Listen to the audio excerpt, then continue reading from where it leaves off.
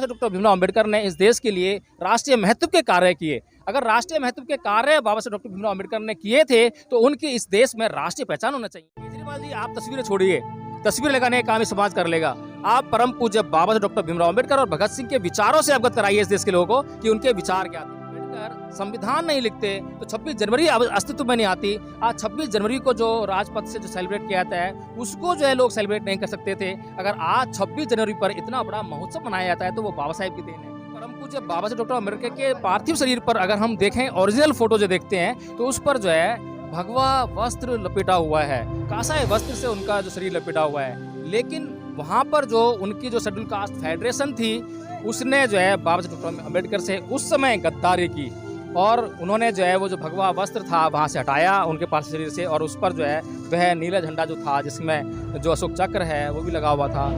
उसको जो है उन्होंने उसके ऊपर डाल दिया ताकि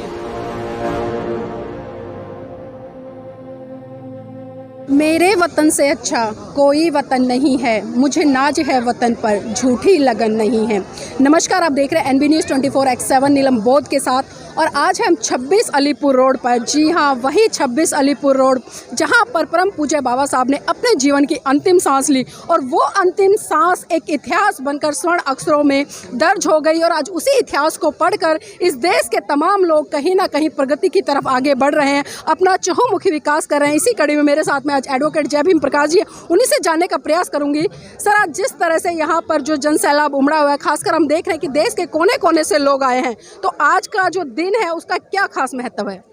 देखिए, आज जो है इस देश की महान विभूति जिसका पूरे संसार में बहुत ही अच्छा नाम है और पूरे संसार के जो तमाम विद्वान हैं उनमें मैं उनको प्रथम पंक्ति में रखता हूँ, पहले स्थान रखता हूँ, क्योंकि उन्होंने जीवन के हर क्षेत्र में वो मुकाम हासिल किया जिसको कि दूसरे अन्य विद्वानों की बात करूँ तो वो शायद उसको नहीं छू पाते हैं। चाहे वो राजनीतिक क्षेत्र हो, सामाजिक क्षेत्र हो, आर्थिक क्षेत्र हो, धार्मिक क्षेत्र हो। जो सबसे बड़ी जो महत्वपूर्ण भूमिका परम पूज्य बाबा साहब अम्बेडकर की इस देश के लिए रही वो धार्मिक क्षेत्र में रही, क्योंकि इस देश में सांप्रदायिकता का जो माहौल बना हुआ है, इस देश के लिए जो सबसे महत्वपूर्ण जो कार्य बाबा साहब डॉक्टर भीमराव अम्बेडकर ने किया वो कार्य था धार्मिक क्षेत्र में। क्योंकि यह देश आज जो है सांप्रदायिकता की आग में जल रहा है, और जब भी मन करता है राजनीतिक दल, राजनीतिक पार्टियां जो है, राजनीतिक नेता जो हैं, वो इस देश के लोगों को सांप्रदायिकता आग में जलने के लिए मजबूर कर देते हैं। और आज हम देख रहे हैं कि जो अगर भारत में अगर सांप्रदायिकता का माहौल बना हुआ है तो वो केवल और केवल इसी कारण से बना हुआ है क्योंकि लोगों ने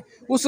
बात को जो बाबा साहब अम्बेडकर ने 14 अक्टूबर सन 1956 को नागपुर की दीक्षा भूमि से कही थी, उस बात को समझ नहीं पाए, और समझे भी तो उसके अर्थ जो उन्होंने भिन्न भिन्न कर दिए, अलग अलग कर दिए। कोई कुछ कहता है, कोई कुछ कहता है। अगर मैं उदाहरण दूं तो इस देश में अगर धर्म की बात कहें तो परम पूज्य बाबा साहब अम्बेडकर ने उस धर्म को अंगीकार किया जो कि पूरी दुनिया में एक रूप करके जो है स्वीकार किया जा सकता है। तो इसलिए नीलम जी, आज के दिन का इस देश के लिए बहुत बड़ा महत्व है, और इस देश में आज सबसे ज़्यादा महत्वपूर्ण दिन अगर किसी के लिए है तो वो इस देश की महिलाओं के लिए है, क्योंकि महिलाओं को जो अधिकार परम पूज्य बाबा साहब डॉक्टर अम्बेडकर ने उनको दिलाए उसके ही नतीजे आज सामने आ रहे हैं कि आज की महिला जो है हर क्षेत्र में अपनी अग्रणी भूमिका निभा पा रही है। आज वह हर क्षेत्र में स्वतंत्र होकर सांस ले पा रही है, हर क्षेत्र में जो है वह उसके चरम को छू रही है। तो नीलम जी देख सकते हैं, और आप आज जिस तरीके से परम पूज्य बाबा साहब अम्बेडकर को जो श्रद्धांजलि अर्पित की जा रही है वो उनके प्रति कृतज्ञता व्यक्त की जा रही है कि जो उन्होंने इस देश के जो लोग हैं, दबे कुचले शोषित जो वर्ग था, जिसके ऊपर अत्याचार होते थे, जिसके लिए कोई कानून नहीं था, जिसके लिए कोई स्वतंत्रता की बात नहीं थी, जिसके लिए किसी भी प्रकार का कहीं कोई दरवाज़ा नहीं था जहाँ से वो निकल कर इस देश की स्वतंत्र हवा में जो है इस खुली हवा आबो हवा में सांस ले सकें, ऐसा कोई उनके पास मौका नहीं था। वह सारे मौके इस देश के लोगों को, विशेषकर इस देश की महिलाओं को परम पूज्य बाबा साहब डॉक्टर अम्बेडकर ने प्रदान कराए। यही नतीजा है कि आज देश के विभिन्न हिस्सों से यहाँ पर लोग आ रहे हैं और परम पूज्य बाबा साहब अम्बेडकर के चरणों में पुष्प अर्पित किए जा रहे हैं। जी, मैं एक बार कैमरामैन से चाहूँगी थोड़ा सा इधर फोकस करके दिखाएं, क्योंकि दूर दराज से लोग यहाँ पर परम पूज्य बाबा साहब को आज आदरांजलि देने आए हैं। और साथियों, ये आदरांजलि कोई आदरांजलि नहीं है, बल्कि मैं कहूँगी कि ये बाबा साहब के प्रति वो सम्मान है, वो कृतज्ञता है, जिस कृतज्ञता के तहत आज देश दराज के कोने कोने से लोग यहाँ पर पहुँचे हैं। क्योंकि साथियों, परम पूज्य बाबा साहब की अगर मैं बात करूँ तो मैं उनकी तुलना पूरे विश्व में करना चाहूँगी और उनके जैसा महान विभूति इस देश में नहीं बल्कि दुनिया के किसी भी कोने में पैदा नहीं हुआ। और जिस तरह से बाबा साहब ने इस देश की महिलाओं के लिए, इस देश के मजदूरों के लिए, इस देश के तमाम उस वर्ग के लिए काम किया जो कहीं ना कहीं कुछ परसेंट लोगों का जो शिकार हो रहा था। और इसी कड़ी में मेरे साथ में एडवोकेट जय भीम प्रकाश जी, उनको दोबारा से लेना चाहूँगी और उनसे आगे की जो चर्चा है वो भी करना चाहूँगी। सर, एक बात जानना चाहूँगी, क्योंकि परम पूज्य बाबा साहब का जब देहांत हुआ था वो जगह यही थी 26 अलीपुर रोड। तो मैं जानना चाहूँगी, जब उनका जो यहाँ पर संस्कार किया गया था, वहाँ पर उनको चैत्य भूमि ले जाया गया महाराष्ट्र में, मुंबई में, तो जो उनके जो पार्थिव शरीर है उस पर भगवा कलर का कपड़ा था या फिर नीला था? देखिए नीलम जी, यहाँ पर दो तरह की राजनीति की। एक तो इस देश में जो उस समय सरकार थी उसने राजनीति की, जो कि कांग्रेस सरकार थी। पंडित जवाहरलाल नेहरू ने राजनीति की, क्योंकि उन्होंने जो है उनका जो परम पूज्य बाबा डॉक्टर अम्बेडकर का जो संस्कार जो है यहाँ नहीं होने दिया और उनके पार्थिव शरीर को मुंबई भेज दिया। और मुंबई में आज जो चैत्य भूमि है दादर में जो है, जो हम देखते हैं, वो उसी का नतीजा है कि वहाँ पर उनका अंतिम संस्कार किया गया। दूसरी राजनीति जो है उनके अपने समाज के लोगों ने उनके साथ में की, क्योंकि परम पूज्य बाबा साहब डॉक्टर अम्बेडकर के पार्थिव शरीर पर अगर हम देखें, ओरिजिनल फोटो जो देखते हैं, तो उस पर जो है भगवा वस्त्र लपेटा हुआ है, कासाई वस्त्र से उनका जो शरीर लपेटा हुआ है। लेकिन वहाँ पर जो उनकी जो शेड्यूल कास्ट फेडरेशन थी, जो कि उनका एक राजनीतिक संगठन जो बाबा साहब डॉक्टर भीमराव अम्बेडकर के द्वारा बनाया गया था, जिसको बाद में अपनी मृत्यु से पूर्व ही, और अपनी मृत्यु से पूर्व नहीं बल्कि जब 14 अक्टूबर सन 1956 को परम पूज्य बाबा साहब डॉक्टर भीमराव अम्बेडकर जब धर्मांतरण करने जा रहे हैं, धर्म परिवर्तन करने जा रहे हैं, हिंदू धर्म को छोड़कर बौद्ध धर्म ग्रहण करने जा रहे हैं, उस समय पर, उससे पहले ही उन्होंने उस शेड्यूल कास्ट फेडरेशन को भंग कर दिया था कि इसकी अब कोई आवश्यकता नहीं है, अब हम नई दिशा में कदम रख रहे हैं। तो उस समय जो है, जो परम पूज्य बाबा साहब डॉक्टर अम्बेडकर ने उस समय उस शेड्यूल कास्ट फेडरेशन को भंग कर दिया था। और जब उनकी मृत्यु हुई तो उनके ऊपर जो है हम देखते हैं, जो ओरिजिनल फोटो है उसमें भगवा वस्त्र से उनको लपेटा गया है। लेकिन ये शेड्यूल कास्ट फेडरेशन के लोग थे जिन्होंने चालाकी से, बड़ी चालाकी से जो है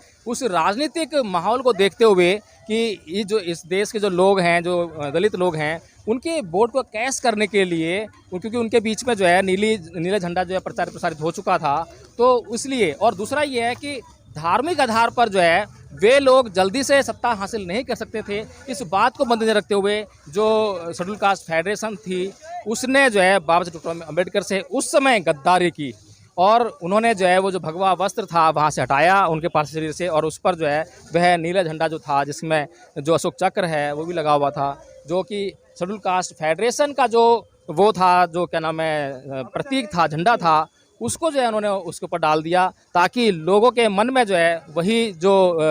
एक बात जुड़ी रहे कि ये तो शेड्यूल कास्ट फेडरेशन की तरफ जो है बाबा साहब अग्रसर थे अंतिम समय तक। और आज हम देखते हैं कि इस देश के लोगों को जो है, और बाबा साहब को विशेष तौर पर उस नीले झंडे के साथ, नीले कलर के साथ में जो जोड़ रख दिया गया है। आज इस देश में जब भी कहीं पर नीला झंडा दिखाई देता है किसी को भी, तो वह सिर्फ एक ही बात सोचता है कि यह जो है इस देश के एक विशेष वर्ग का प्रतिनिधित्व करने वाला झंडा है, और वह जो है उसको किस नज़र से देखते हैं आज हम इस तरह जानते हैं। तो एक विशेष पहचान जो है इस देश के लोगों ने परम पूज्य बाबा साहब डॉक्टर अम्बेडकर को दे दी है, जो कि राष्ट्रीय पहचान तो कम से कम नहीं है, जबकि बाबा साहब डॉक्टर भीमराव अम्बेडकर ने इस देश के लिए राष्ट्रीय महत्व के कार्य किए। अगर राष्ट्रीय महत्व के कार्य बाबा साहब डॉक्टर भीमराव अम्बेडकर ने किए थे तो उनकी इस देश में राष्ट्रीय पहचान होना चाहिए, राष्ट्रीय उनको सम्मान मिलना चाहिए। आज हम देखते हैं कि लोगों ने 26 जनवरी को छोड़कर 26 नवंबर को जो है संविधान दिवस के रूप में मनाना शुरू कर दिया है, जबकि जो 26 जनवरी है वो परम पूज्य बाबा साहब डॉक्टर भीमराव अम्बेडकर की देन है। अगर बाबा साहब डॉक्टर अम्बेडकर संविधान नहीं लिखते तो 26 जनवरी अस्तित्व में नहीं आती।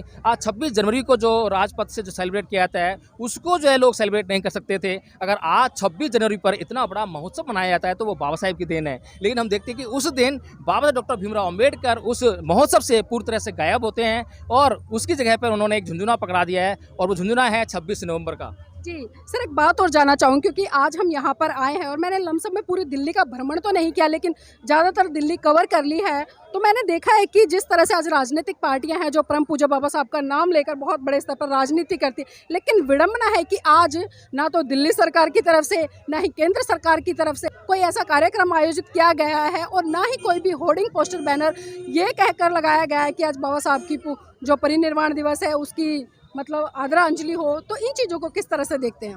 देखिए, इस देश की सरकारें, विशेष तौर पर आपको मैं ध्यान आकर्षित कराना चाहूँगा दिल्ली में बैठे हुए केजरीवाल जी की तरफ, और जो केजरीवाल जी ने जो एक नारा दिया था कि हम हर ऑफिस में जो है जो सरकारी ऑफिस हैं वहाँ पर भगत सिंह और बाबा साहब डॉक्टर भीमराव अम्बेडकर की तस्वीर लगाएंगे, तो तस्वीर तो लगा सकते हैं लेकिन परम पूज्य बाबा डॉक्टर अम्बेडकर के या भगत सिंह के विचारों को वहाँ नहीं टांग सकते हैं। मैंने आपने मेरे से इंटरव्यू लिए हैं, उसमें कई बार बोला है कि केजरीवाल जी आप तस्वीरें छोड़िए, तस्वीर लगाने का काम ही समाज कर लेगा। आप परम पूज्य बाबा साहब डॉक्टर भीमराव अम्बेडकर और भगत सिंह के विचारों से अवगत कराइए इस देश के लोगों को कि उनके विचार क्या थे। अगर परम पूज्य बाबा साहब डॉक्टर अम्बेडकर के विचारों से और भगत सिंह के विचारों से इस देश के लोगों को अवगत करा दिया जाता है तो ये इस देश के लोगों के मार्गदर्शन के लिए बहुत बेहतर होंगे और इस देश के लोग जो है ये समझ पाएंगे कि जिस पाखंड में, जिस रूढ़िवाद में, जिन बेकार की परंपराओं में वे उलझे हुए हैं, उनसे तो इस देश का कोई कल्याण होने वाला ही नहीं है, इस देश के लोगों का कोई कल्याण होने वाला ही नहीं है। भगत सिंह स्वयं, जिसने कि मैं नास्तिक क्यों हूँ नामक किताब लिखी थी, जिसमें कि वो हिंदू धर्म या किसी भी धर्म को जो है,